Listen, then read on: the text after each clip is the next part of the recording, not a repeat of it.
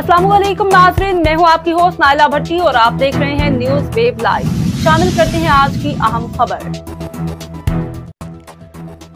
मीरपुर खास से report district bureau chief आशिक हुसैन पंवर। मीरपुर खास अल मदीनी सीएनजी स्टेशन पर गैस के बड़े बड़े कंटेनर गैर कानूनी तौर पर डालकर शहरी आबादी में डाले जा रहे हैं, जिससे किसी बड़े हादसे का खदशा है।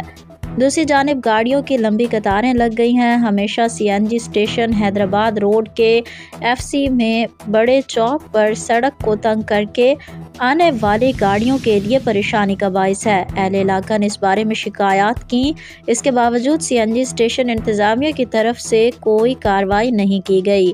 इस सूरत हाल का नोटिस लेते हुए सीएनजी स्टेशन को शहरी आबादी से हटाकर शहरी आबादी को महफूज बनाया जाए।